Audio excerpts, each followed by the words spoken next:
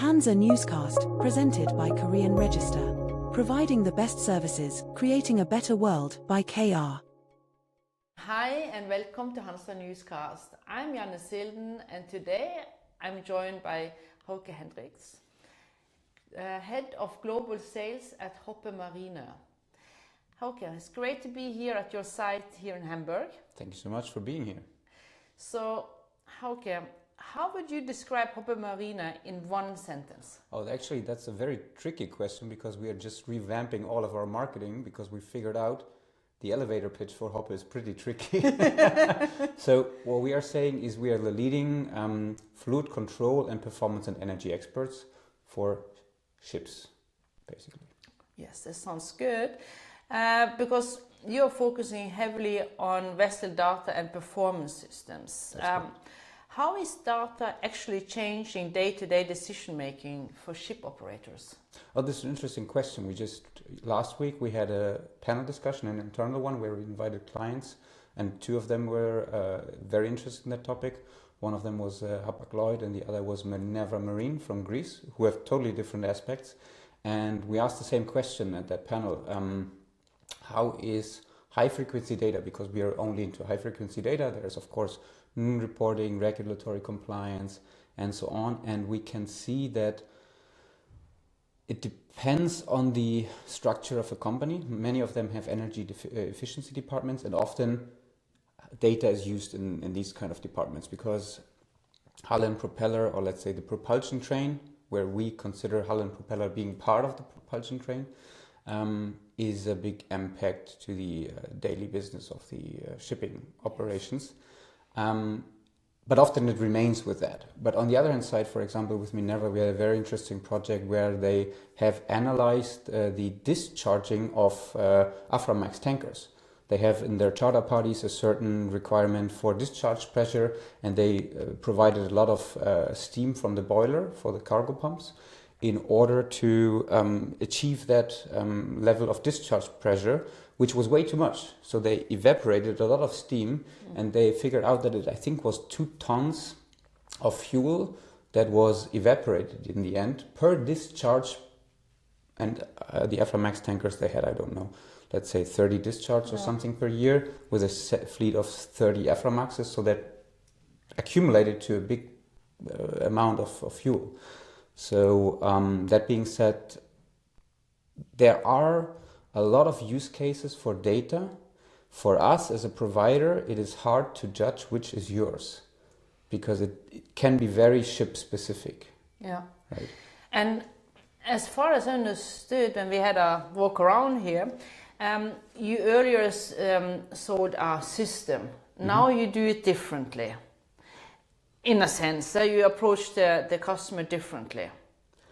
It's not a fixed solution, it's adapted one. Correct. So what we usually do is when it comes to data, we talk with the customer and try to find out his use case. And we actually have customers where we said, we don't see that you're ready for high frequency data.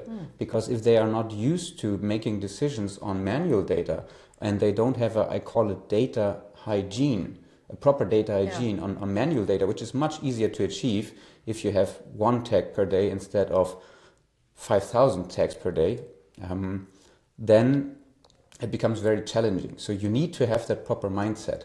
And we had customers where we advised them not to install high frequency data because it was more like they wanted to have that marketing, have that high frequency data stamp on their company, but they didn't know how to utilize it. And we had cases where we had customers installing data loggers, sensors, and then they had a huge database and they didn't know what to do with that. So that is something that should not happen. So we try to understand what is your use case. Is it wind-assisted propulsion, weather routing, generator optimization, speed and hull propeller performance? There are many things you can do with that kind of data. That's why I dived so much into the Minerva example, because it's a very niche and specific one. So for us, it's always good to understand what you want to do, and then we help to make that ship have the right sensors and have the right transparency in terms of data. You have partnered with data specialist Metis. How important are such collaboration in building a connected ship ecosystem? Oh, very, very important. So when we started our performance monitoring, at that time it was called performance monitoring in Hoppe journey in 2010, I'd say, it came from the sensors that we built. We built a torque meter. We are collaborating with big players for mass flow meters. We have installed thousands of mass flow meters. And we figured out that there are basically two ideas for ship performance. One is a one-stop shop solution, and the other is a best-of-breed solution. So we were at that time, 15 years ago, 16 years ago, we had to decide what do we want to be. And we said, we are sensors and data guys. So we said always high-quality sensors and data is what we do. That was giving us a hard time for some period of time because people just wanted to say, especially when performance and energy was not part of the mindset of shipping companies. So they were, let's say, it was a management decision. Somebody on top said, we want to become green. So there was some guy, make my ships green, install some sensors, and then this was it. But when there was no commitment, it was really hard to do something. But for these purposes, a one-stop shop solution was nice. Yeah. That didn't work out in the end because you have so many proficiencies you need in that. You need somebody who really builds good sensors. You need somebody who understands data acquisition, data availability, data hygiene. There are so many steps in between. Then you need to be the best at weather routing. You need to be the best at power control. So that is something where we said we're going to go down the best of breed road, and we're just going to make the ship transparent. So what we have to, our product eventually is an API. So of course we install a torque meter and of course we install flow meters. But in order to make the chip transparent and make the data available, so we collaborate, coming back to your initial question, sorry I had to elaborate a little bit on that. So in the end, the ship owner wants to achieve something, let's say weather routing. He will go to, for example, StormGeo, and that is where we come in. And we are vendor agnostic. So we have a lot of corporations. I think there are roughly 20 companies already hooked up with our API. That is something that I think has become more obvious, that best of breed is a very good, solid way. There are still one-stop shop solutions if that is your way, and it has improved, but we believe in best of breed. So be good at what you are, collaborate where you are not. Yeah, that's a nice sentence. Yeah, and I used a lot of words too. Sorry about that. You're expanding internationally, including Greece and Cyprus. What's the strategic goal behind that move? So when you look into the recent developments, not only in shipping, shipbuilding, but also in other industries, especially in Germany, where we are an industry-heavy area and have traditionally been, the competition has become much more severe in that area. You can have a good product, a good quality, and a good price, which Germany was famous for many years, and Hoppe as well. But that is, let's say, shifting. What we have noticed is that for us as a company, it is important to be close to the customers. Yeah. We have clearly identified a lot of customers and done our segmentation into ICP, ideal customer profile, who is a good fit to Hoppe and who's not. In the past, we were very opportunistic and saying, oh, there's a project, let's try to grab it. Oh, there's another one. And then in the end, things did not fit so well. So we are trying to bring the best service. To be honest, that's a road. Service is not, you cannot say, today we're going to be a service company. It's a mindset. But we are following that journey, and the internationalization is part of that we can be closer to the customers and that they get serviced in their language, in their area. Yeah. So all our commitments, we are investing into a new ERP system. We are a global one, a new CRM system, in order to have information available for all our local. Is there a technician available in the next port? Everybody in Hoppe should know that. Is there a spare part available in the next port? I have a deficiency, no problem. We have a draft gauge for you in Shanghai. It will be delivered tomorrow. So some customers appreciate that a lot. Some customers don't. So that we have a good fit with them who appreciate it. Yeah. That fits very much like what you described with the technology, which customer fits and how you advise the customers. Yeah. Indeed, and to be honest, we are really lucky with all the digitalization that we have done. Like, how do you describe Hoppe? The fluid and floating part, the control systems, the huge system, CapEx, heavy systems, they have traditionally been offline, right?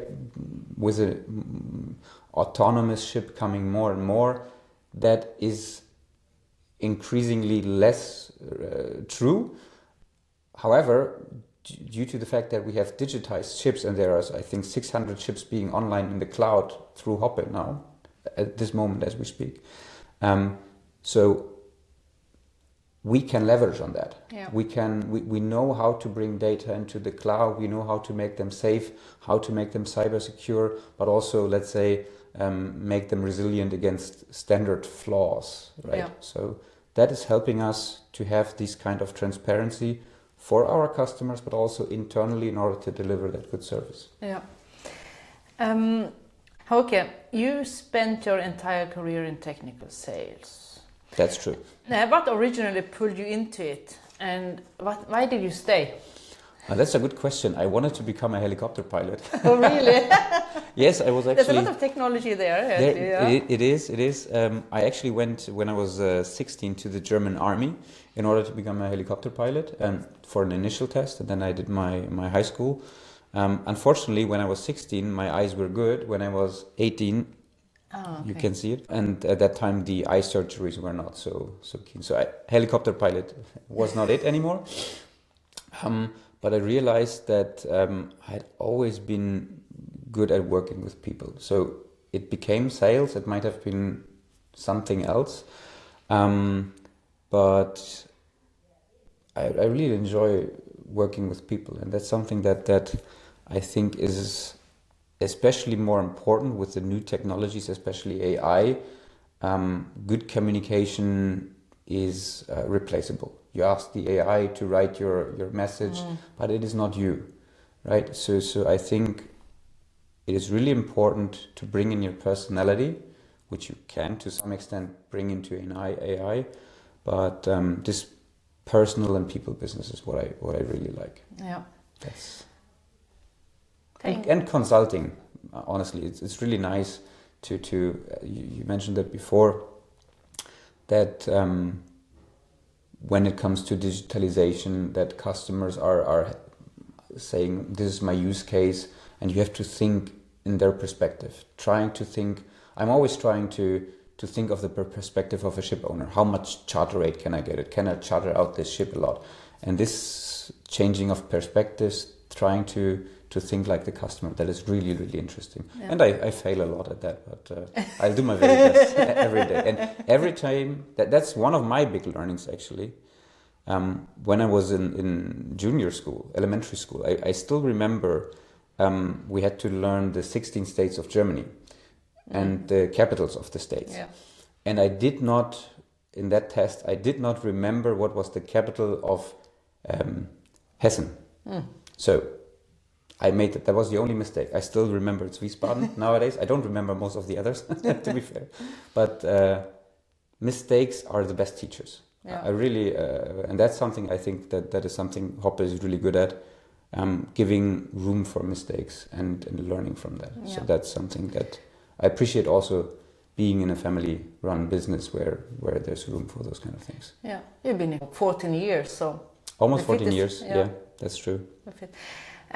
Thanks a lot, Hauke, for your insights. Janne, for joining us here at Hoppe. Thanks for listening to HANSA.newscast. Subscribe now for more insights and stories from the world of shipping. And feel free to visit HANSA.news and sign up for the HANSA newsletter to stay up to date. And hey, see you at the next episode. Bye.